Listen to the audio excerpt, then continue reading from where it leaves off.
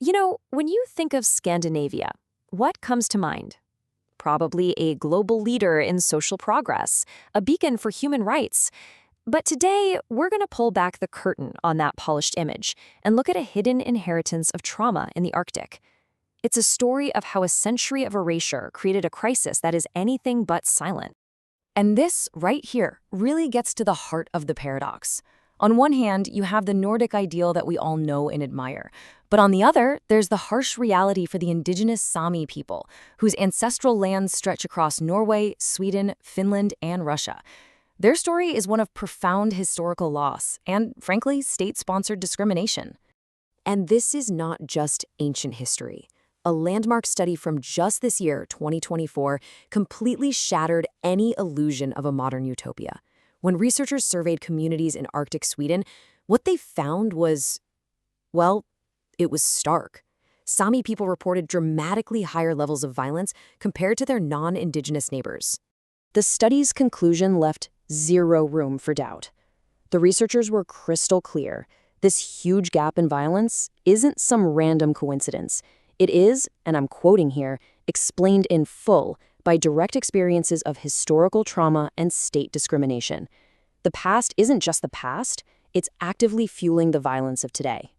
So what does this trauma actually look like in people's lives? Well, the study crunched the numbers, and they are absolutely chilling. The risk of a Sámi person experiencing violence inside their own family is almost 4 times higher than for a non-indigenous person. And that risk, it extends beyond the home. The odds of experiencing violence from an acquaintance?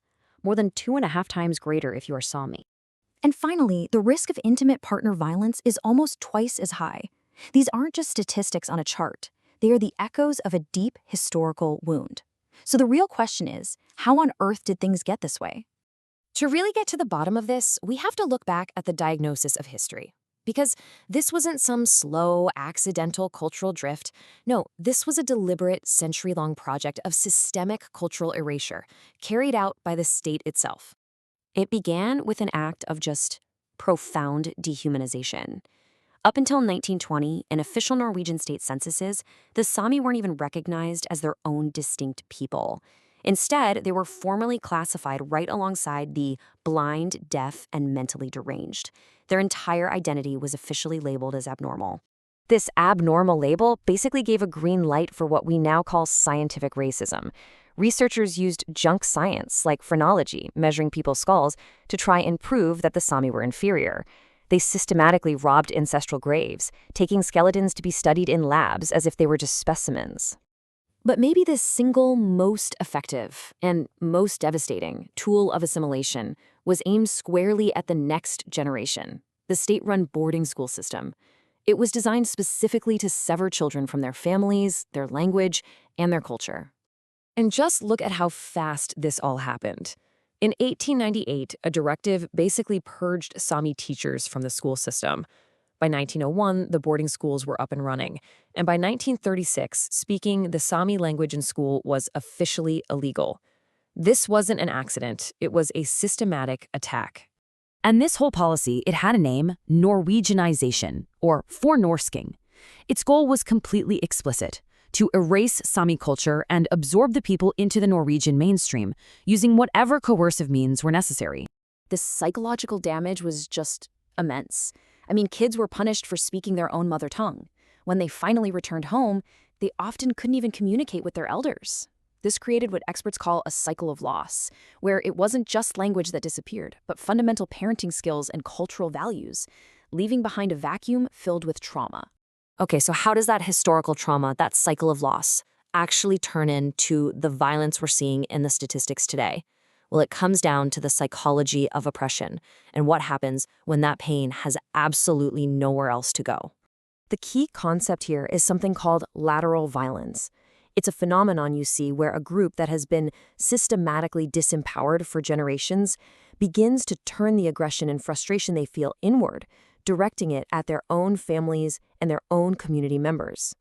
Let's break down how this works. So first, the state comes in and dismantles traditional roles, the skills of reindeer herding, the wisdom of coastal fishing. This creates this deep, profound sense of powerlessness. And when you can't protect your land or your way of life, That frustration has to go somewhere. Tragically, it turns inward. And make no mistake, this fight is not over. Not by a long shot. The colonial project is still happening today, just not through boarding schools. Now it's through economic and land disputes that just rip open the same historical wounds. Historically, the state used the law itself as a weapon. Take the Land Sales Act of 1902. It required anyone buying land in traditional Sámi territory to speak Norwegian in their daily life. This effectively legalized the theft of ancestral land from anyone who only spoke Sámi. Now fast forward to today, and you see that same exact pattern playing out. Massive, state-sanctioned wind farms are being built on vital reindeer herding grounds. Industrial fishing fleets get priority over traditional Sámi coastal fishing. These are modern battles, but they're about the same thing: cultural survival. And the psychological toll of all this is just immense. In testimony, reindeer herders describe these ongoing legal and political fights as harrowing. They talk about this pervasive feeling of being trapped, of being completely unable to win against the state, a feeling that echoes the same powerlessness their ancestors felt a century ago. So all of this brings us to right now, and to the slow, painful, and frankly, deeply unfinished process of reconciliation. The journey back from this history has really only just begun. It's actually wild when you look at the timeline. It took massive protests in the 1970s just to force Sámi rights onto the national stage. That led to the Sámi Parliament in 1989. But a formal Truth and Reconciliation Commission, that didn't even start its work until 2018. And the first official state apologies were delivered just this year, in 2024. Which leaves us with the final and most crucial question of all. Look, official apologies are a vital first step, but what do they really mean in the face of ongoing land disputes and those stark violence statistics? How can a nation truly repair the past when the very structures built on that history continue to cause harm in the present